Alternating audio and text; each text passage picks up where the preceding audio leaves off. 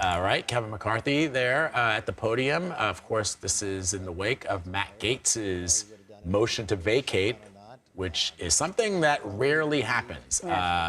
He's speaking now. Let's listen. To make sure our military is still paid, our border agents are still paid. And if that makes a challenge based upon whether I should be Speaker, I'll take that fight. So you're calling his bluff? Yeah. What was your conversation like with Richard Jeffries? Why did you call him? Well, I have to talk to Jeffries about a lot of things. We talk every week. We talk sometimes during the week.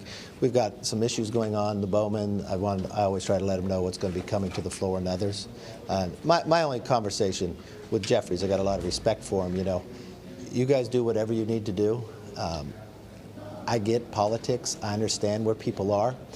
I truly believe, though, the institution of the House. At the end of the day, if you throw a speaker out that has 99% of their conference, that kept government open and paid the troops, I think we're in a really bad place for how we're going to run Congress. So are you expecting Democrats to back you up then? No, I personally am not.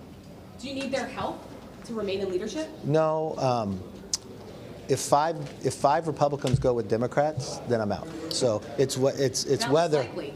Probably so. This is a bit of a complex piece of algebra because you don't know what attendance, you don't know what the present votes. I mean, tell me why you're so confident based on what the mathematical equation is. Because I live in America.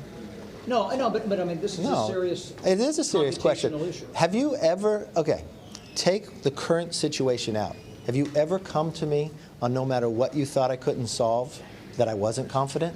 I'm not questioning your confidence. But you're asking why I'm confident? Because who I am. And I just don't give up. So there are obstacles in my life. I have fallen many times. There was a time I was going to be Speaker and I couldn't, and you guys all counted me out. I'm Speaker. I'm the 55th Speaker of the House. You're confident that government was going to shut down. You were confident the debt ceiling wouldn't get done. But each and every time, if it's an obstacle, I view it as a challenge, and we're going to solve the challenge. We're going to take it heads on. Are you confident that you'll hold on? I'm confident I'll hold on. Do you think this is going to keep coming up repeatedly? It could. It seems very personal with Matt. It doesn't look like he's looking out for the country or the institution. I mean, I gave this quote away. You ought to read, maybe I'll give it to you later in a process with Canon. Are you ruling out any sort of power-sharing agreement with Democrats or any sort of deals with Democrats? That doesn't work. Look, I'm a conservative. I'm a Republican. I'm a conservative that gets things done. Look, I know we live in our government's designed to have compromise, but look, we're in the majority. You don't surrender. Do you work with the other side? Yeah, and that's what I've done. I mean, from the day I came in, I've always said I'm going to treat Hakeem the way I wanted to be treated. And I think you've seen that. Everything doesn't have to be political. And I firmly believe when you look at history, and when I talk to the other speakers like a Boehner or Paul Ryan, the first thing when they would meet, Nancy Pelosi would come, and she would simply say to him, if anyone ever did that motion, we would stand with you. Not because of you and not because we agree politically, simply because of the institution needs to be able to stand on its own. First thing she did when she became Speaker was she removed that. And you know what? It gave me the power to make that motion on her. I had a lot of Republicans that wanted me to do it. I never did it.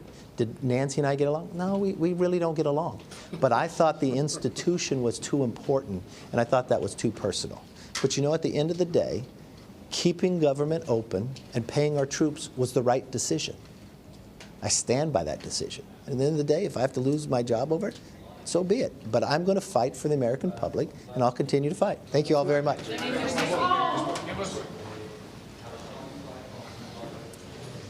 All right, you could hear there Kevin McCarthy, the House Speaker, who is facing a resolution to oust him from Florida Congressman Matt Gaetz.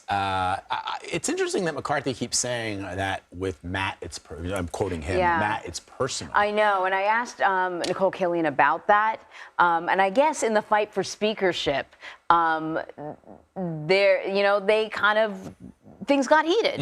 And there's sort of the irony of, in a way, of Matt Gaetz bringing forth this resolution, or I'm probably not using the right word, but is that in order to get the speakership, one of the things that McCarthy had to agree to was a House change, That's a right. change in the rules that would allow a single member And anybody watching, to put this forth. even if you're not somebody who follows Washington politics, you were like, okay, the only reason you put something in place like that is if you one day intend to use it. I know. And this is what is happening now. And, but look, Kevin McCarthy does have his supporters. I watched on CNN last night, Representative Mike Lawler, who's a Republican from New York, called Matt Gaetz a petulant child and said doesn't have the interest of the American people at heart. He has a lot of supporters. I think, part of the challenge is, as we know, the House is very closely divided, just like the Senate. And so, you got to wonder if he's going to have to reach out to Democrats in order to get enough votes, precisely what he's being criticized for. Right. And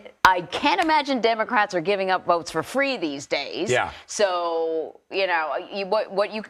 what I can foresee is a repetition of this over and over and over again. Yeah, I mean, I know that Speaker McCarthy did have a private conversation with Hakeem Jeffries. That was reported, I think, from numerous people who cover the Hill.